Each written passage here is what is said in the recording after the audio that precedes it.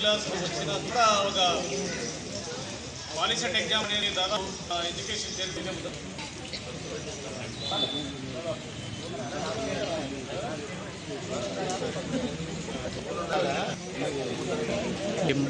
నాకు 570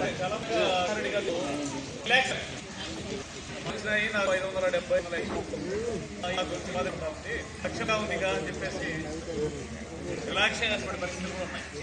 అంటే మీకు వచ్చిన మార్కులను మనం శాస్త్రీయంగా బేరీజ్ వేస్తే 3 అంశాలు ప్రధానంగా పడతాయి. ఒకటేంటి రైటింగ్ ఆఫ్ క్వశ్చన్ పేపర్స్, పరీక్షలకు ఇంటి ప్రశ్నకర్త లేక ప్రామాణిక స్థాయిలో క్వశ్చన్ పేపర్ లెవెల్ అనేది తగ్గించడం జరుగుతూ ఉంది గత సంవత్సరాల నుంచి. టెస్టింగ్ ఆఫ్ పేపర్ ఒకటి, తర్వాత ఎగ్జామినేషన్ పరీక్షలు మీరు రాసినటువంటి నిర్వహించే విధానం, పేపర్ వాల్యుయేషన్, స్పాట్ వాల్యుయేషన్లో మీ పేపర్లని వాల్యూ చేసేటువంటి ఈ 3 విధానాలు చాలా సరళం చేయబడ్డాయి. ఎంత సరళతరం అంటే అంత సరళతరం చేయబడ్డాయి. వాడు సినిమాలో ఎంతమంది చెప్తా అంటారు, ఆ పేపర్లో ఏదో రాసి వచ్చినాడు, సినిమా కథ రాసిస్తే వాడు పాస్ అయినాడని సినిమాలో జోకులు చూస్తూ ఉంటాం. అలా కొంతమంది పిల్లలకైతే మ్యాథ్స్లో ఎస్పెషల్లీ 100కు 100 వచ్చినటువంటి వాళ్ళు చాలామంది ఉన్నారు. ఏ క్యూబ్డ్ మైనస్ బి క్యూబ్డ్ అంటే సూత్రం రాయనటువంటి వాళ్ళు కూడా, ఏ ప్లస్ బి హోల్ స్క్వేర్ కూడా రాయనటువంటి వాళ్ళు కూడా వచ్చాయి. అంటే మిమ్మల్ని తక్కువ చేయడం అని కాదు ఉద్దేశం. అంటే మనం వాస్తవాలను గమనించాలా. మీకు వచ్చినటువంటి మార్కులు ఇందాక మిత్రుడు చెప్పినట్లు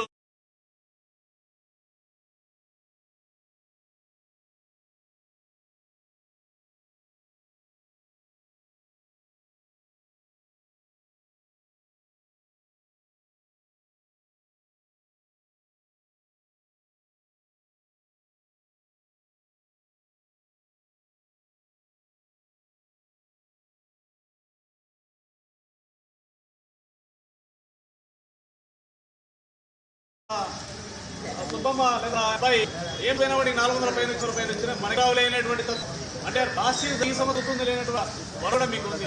కానీ ఇవన్నీ కూడా మీకు తాత్కాలిక 10th పాస్కు మాత్రమే వచ్చు. కానీ 10th తర్వాత జరిగేటువంటి ఇంటర్మీడియట్లో కానీ లేదా గ్రాడ్యుయేషన్లో కానీ ఇలాంటి వాటిలో మీరు ఖచ్చితంగా మీ శక్తిని తెలుసుకొని మీ యొక్క ఆ బలం మీద తెలుసుకొని మీరు ప్రయత్నం చేస్తే సక్సెస్ అవుతారు తప్ప, లేకపోతే ఏదో ఒక స్థాయిలో మీరు డ్రాప్అవుట్ కావాల్సిన పరిస్థితి ఉంటుంది. అలా కాకూడదు అంటే ఇప్పటి నుంచైనా, ఈ రోజు నుంచైనా దాన్ని మీరు ఒక అవకాశంగా మలుచుకొని ముందుకు వెళ్ళాల్సిన పరిస్థితి ఉంటుంది.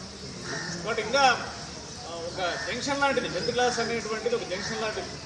ఎలా వెళ్ళాలి అనేటువంటి టెక్నికల్ ద్వారా ఇలా బీటెక్ వెళ్ళాలా, లేకపోతే ఇంటర్మీడియట్ ఐఐటీస్ అలా వెళ్ళాలా, లేదా ఇంకా కొంతమంది బలమైనటువంటి నిర్ణయం తీసుకునే వాళ్ళు ఉంటారు.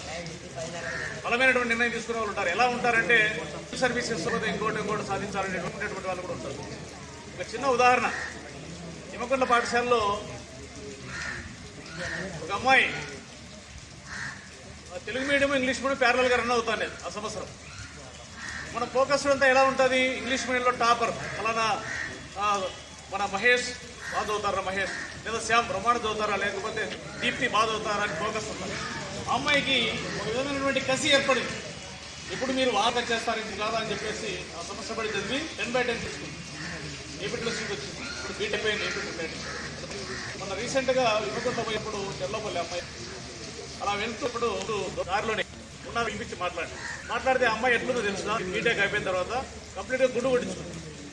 ఏమో గుండు కొట్టించుకునేవంటే, నా లక్ష్యం సివిల్ సర్వీసెస్ సార్, నాకు సంబంధించినటువంటి ఈ ఆహార్యం ఇవన్నీ కూడా నాకు డిస్టర్బ్ చేయకూడదు, నేను అది సాధించేంత వరకు నేను చదువుతానని చెప్పేసి అమ్మాయి చెప్పింది. ఎంత మోటివేషన్ అంటే అంత బలమైన మోటివేషన్తో ఉంది అమ్మాయి.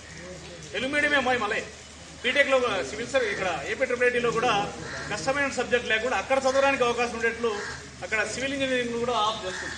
సో కాబట్టి అలాంటి పిల్లలు చాలామంది, చాలా తక్కువ మంది ఉంటారు. కాబట్టి అటువంటి బలమైన మోటివేషన్ మీకు ఉంటే, అలాంటి బలమైన మోటివేషన్ ఉంటే ఖచ్చితంగా మీరు సాధించచ్చు. మనం ఇటీవల సినిమాలు చూసాం. 12th ఫెయిల్ అనే సినిమా ఎవరైనా చూసారా? ఎంతమంది 12th ఫెయిల్ అనే సినిమా చూసారా ఎవరన్నా? లేదు. సో అది నిజ జీవిత గాథ. ఆ సాధించినటువంటి ఐపీఎస్ సాధించినటువంటి ఆ వ్యక్తి నిజ జీవిత గాథని సినిమాగా మలిచారు. ఆ సినిమా చూస్తే మనకి కన్నీళ్ళు వస్తాయి.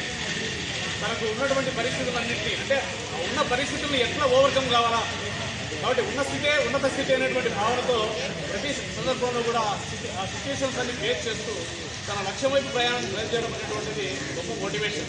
కాబట్టి మీరు ఇప్పుడు నవ్వుకుంటా ఉండొచ్చు, ఆలోచన చేస్తూ ఉండొచ్చు మనకు సాధ్యమవుతుందా అని.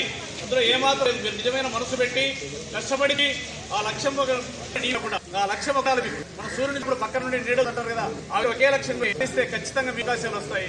అప్పుడు మీరు మిమ్మల్నే కాదు, మీ కుటుంబాన్నే కాదు, మీ ఊరినే కాదు, ఇంకా 10 మందికి కూడా సహాయం చేసినటువంటి గొప్ప స్థితికి వెళ్ళగేటువంటి ఒక అద్భుతమైనటువంటి అవకాశాలు మీ ముందు ఉంటాయి.